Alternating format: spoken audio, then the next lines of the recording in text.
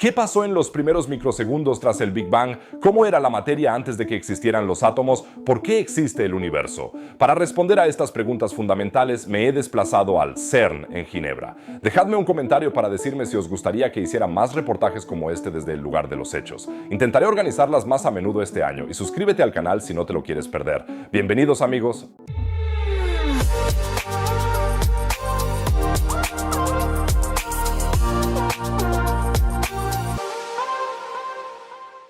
Chicos, estoy aquí a 60 metros bajo tierra en el experimento ALICE en el CERN y aquí los investigadores quieren lograr nada menos que recrear las condiciones que existían unos microsegundos después del Big Bang.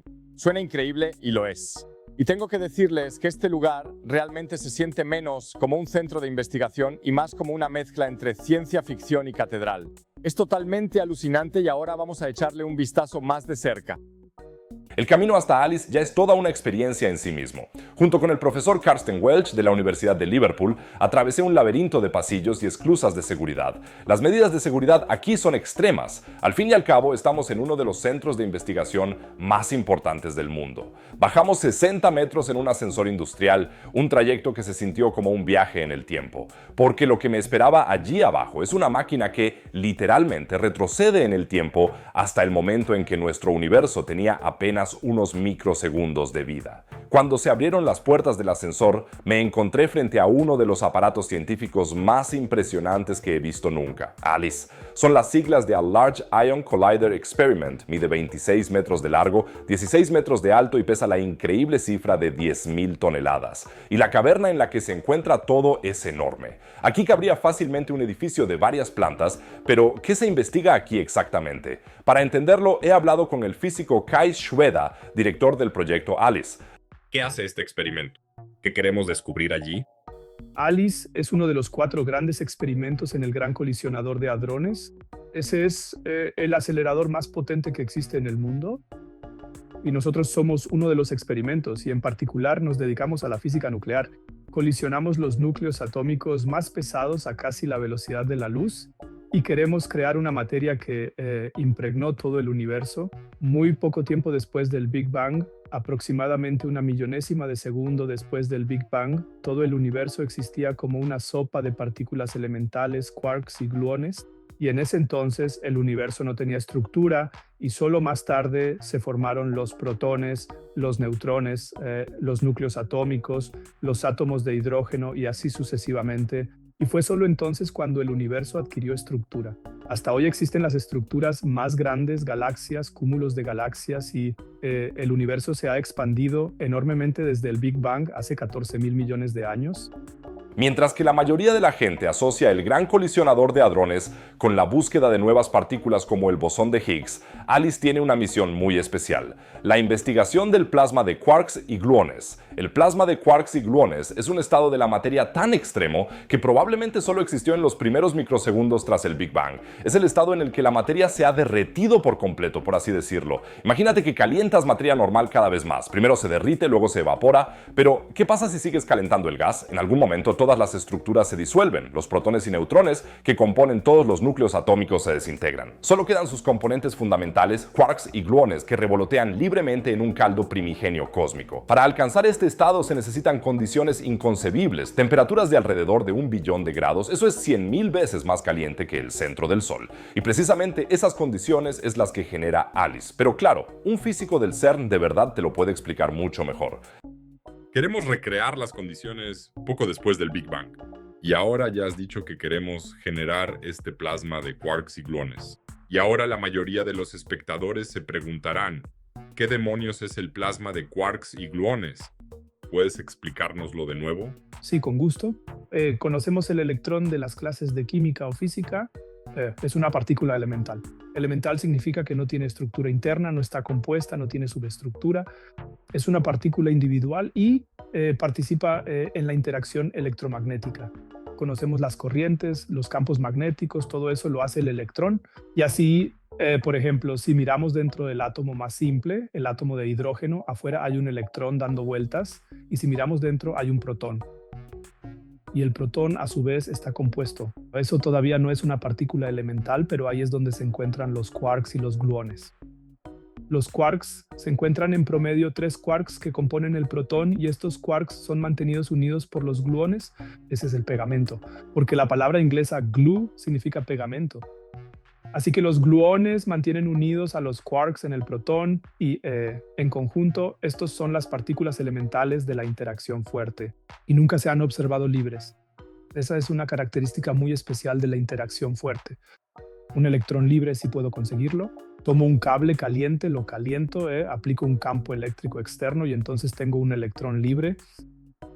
Los quarks, esos siempre están confinados dentro del protón. No importa cuán fuerte choquemos partículas, pero se puede hacer lo siguiente. Si se calienta la materia nuclear, es decir, protones y neutrones de manera extrema, entonces por un corto tiempo quedan casi libres. Eso significa que pueden moverse a distancias mayores que un protón, y eso es exactamente lo que ocurrió en el universo temprano. En ese entonces, toda la materia que conocemos hoy, tú, yo, nuestro planeta Tierra, nuestro Sol, todos los planetas de nuestro sistema solar y de hecho todas las galaxias estaban reunidas en una esfera de 50 kilómetros de diámetro. Y allí solo existían las partículas elementales, los electrones, los neutrinos, los quarks y los gluones. Y queremos recrear una pequeñísima gota de ese estado del universo primitivo. Pero, ¿cómo funciona todo esto exactamente? El truco es sencillo, al menos en teoría. ALICE utiliza el gran colisionador de hadrones para disparar iones pesados, sobre todo núcleos de plomo, unos contra otros a una velocidad cercana a la de la luz. Y cuando digo casi a la velocidad de la luz, lo digo en serio. Los iones se aceleran hasta el 99,999% de la velocidad de la luz. Son velocidades a las que el tiempo mismo pasa más lento. Cuando estos iones chocan de frente, se forma, durante un instante minúsculo, estamos hablando de fracciones de nanosegundos, una gota de plasma de quarks y gluones. La materia se calienta tanto que los protones y los neutrones se funden literalmente. Sus componentes, los quarks y los gluones, quedan libres. Durante ese breve instante, la materia existe en su forma más elemental, tal y como debió de existir poco después del Big Bang. Pero entonces, casi al mismo tiempo, el plasma se enfría de nuevo. Los quarks y los gluones se vuelven a unir para formar protones, neutrones y otras partículas. Se produce una auténtica avalancha de partículas. En una sola colisión pueden generarse hasta 3000 partículas cargadas que salen disparadas en todas direcciones. Y entonces empieza la verdadera magia. Supongamos que todo ha salido bien, que hemos podido crear plasma de quarks y gluones. ¿Cómo lo detecta ALICE en primer lugar? ¿Cómo lo mido? Sí, ahora hemos pasado por una actualización. Registramos datos a las tasas de colisión más altas. Eso significa que por segundo, dos núcleos atómicos, dos núcleos de plomo, colisionan 50,000 veces por segundo. Y registramos cada una de las colisiones. De hecho, registramos continuamente todos los datos del detector. Así que no tenemos ningún disparador, todo se escribe en disco y se analiza. Y así es como reconstruimos lo que sale de esa colisión. De ahí salen partículas subatómicas que luego vuelven a impactar en nuestro detector. Pueden ser electrones, las hermanas pesadas de los electrones, los muones, esos son protones, kaones. Así que las partículas subatómicas, sus nombres pueblan todo el alfabeto griego y medimos cada una de las trayectorias, colisión por colisión. Y también decimos qué tipo de partícula sale de ahí. Y a partir de eso queremos sacar conclusiones sobre lo que realmente sucede en una colisión así. ¿Y si hemos creado el plasma de quarks y gluones? Y si lo hemos creado, queremos ver qué propiedades tiene. El detector tiene la estructura de una cebolla gigante. 18 capas diferentes rodean concéntricamente el punto de colisión. Cada una de estas capas mide diferentes propiedades de las partículas generadas: su trayectoria, su velocidad, su energía, su carga. Algunos detectores usan el efecto Cherenkov. Es el brillo que se produce cuando las partículas vuelan a través de un medio más rápido que la luz. Otros miden la radiación de transición o la pérdida de energía de las partículas. Y además del detector principal, que mide toda la avalancha de partículas, está el brazo de muones. Sí, ya hemos dado toda la vuelta por aquí. Creo que se puede volver a intuir lo gigantesco que es todo esto y ahora estamos detrás del gran imán, en el llamado brazo de los millones. Así que aquí detrás hay toda una estructura compuesta por varias capas. porque los electrones, podríamos decir, millones de veces más pesados, son muy reacios al contacto y logran salir disparados de la estructura principal hasta aquí, mientras que las otras partículas, que ahora no queremos investigar, se quedan atrapadas allí. Eso significa que prácticamente aquí solo llegan principalmente esos millones y luego se examinan capa por capa.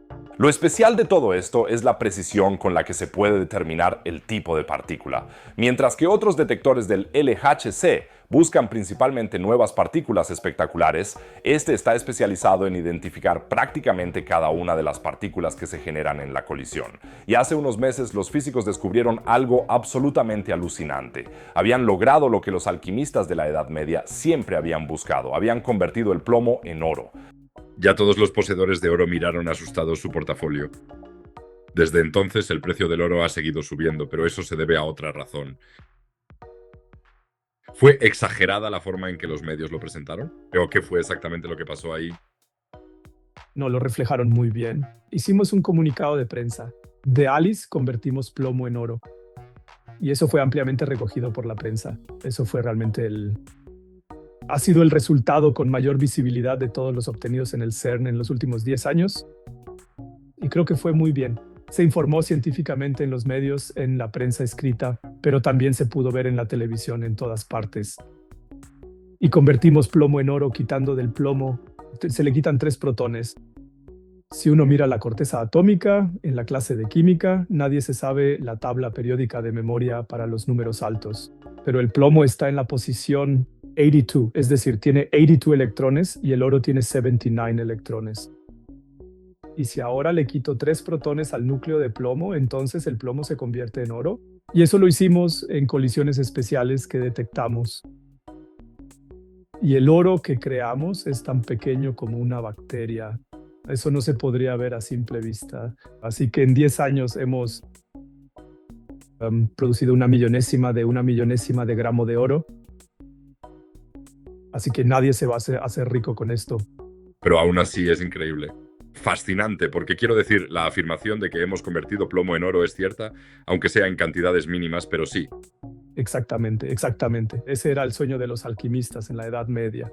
Se creía que existía una piedra, que si uno tenía esa piedra, la piedra filosofal, si uno tenía una piedra, un material como el simple plomo que se ve muy aburrido, si lo tocas, ¿no? Se convierte en oro y el oro es caro, brilla, se ve genial. Ese era el sueño de los alquimistas en la Edad Media. Por supuesto, eso no funcionó. Realmente hay que modificar el núcleo atómico, entonces sí es posible. Sí. Lo que faltaba en la Edad Media eran los aceleradores de partículas.